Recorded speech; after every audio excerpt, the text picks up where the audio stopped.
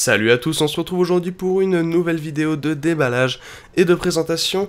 Et aujourd'hui je vais m'intéresser au H100i de chez Corsair, qui est un water cooling autonome disponible aux alentours des 100 € sur le net. Alors contrairement au H80i, on se retrouve ici avec un radiateur de 240 mm qui va pouvoir accueillir jusque 4 ventilateurs. Alors comme d'habitude, on va commencer par s'intéresser aux informations qui sont présentes sur l'emballage, et pour une fois elles sont assez utiles. Alors on peut voir tout d'abord que ce water cooling s'installe sur socket Intel et AMD et qu'il est compatible avec Corsair Link, qui est un boîtier ainsi qu'un logiciel qui permet de voir et de réguler la vitesse de rotation de vos ventilateurs et de voir aussi les différentes températures de votre machine. A l'arrière, on retrouve un petit graphique de comparaison avec le système de refroidissement de base Intel, et bien évidemment le H100i est plus silencieux et permet de, même en ayant overclocké votre CPU, de garder des températures en dessous des 50 degrés. On voit aussi un petit rappel du bundle qui est présent à l'intérieur de la boîte, mais on va s'y intéresser dans quelques instants. Les dimensions qui étaient inscrites, je vais aussi vous les donner plus tard, j'ai refait des mesures.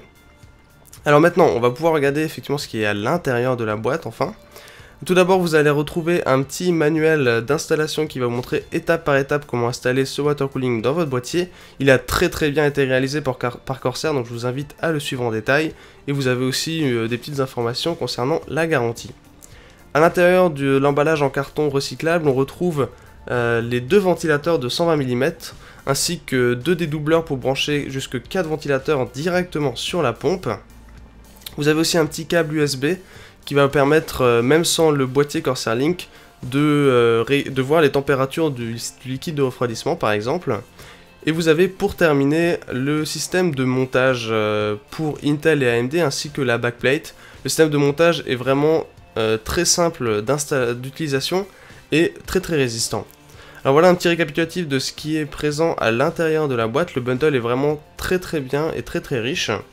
Et on va pouvoir enfin passer au water cooling en soi, avec la pompe et le radiateur. Et on va tout d'abord commencer par le radiateur. Alors comme vous pouvez le voir, on a la même densité au niveau des ailettes que la précédente génération. Il fait la même épaisseur, hein, il fait environ 2,5 cm d'épaisseur, 28 cm de longueur et environ 12 cm de largeur, hein, pour accueillir les ventilateurs de 120 mm. Au niveau des tubes, ça a vraiment été soigné par Corsair, ils sont plus épais, noirs, plus esthétiques et beaucoup plus flexibles, donc c'est vraiment une très bonne chose à ce niveau-là. Vous pouvez voir en vue rapprochée que ça rend vraiment très bien dans votre machine. Vous pouvez bien évidemment tourner les câbles, les tubes au niveau de la pompe en fonction de l'emplacement où vous installez votre radiateur. On va passer maintenant à la pompe qui, comme vous pouvez le voir, a un design très glossy avec un logo Corsair qui s'illumine lorsque vous branchez et allumez votre ordinateur.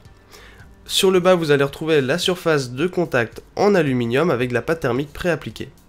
Vous allez ensuite trouver le connecteur USB ainsi que le connecteur pour relier la pompe au boîtier Corsair Link, les deux connecteurs pour brancher vos ventilateurs, et pour finir, vous avez un connecteur d'alimentation SATA ainsi qu'une prise 3 pins ventilateur pour brancher la pompe au CPU fan de votre carte mère.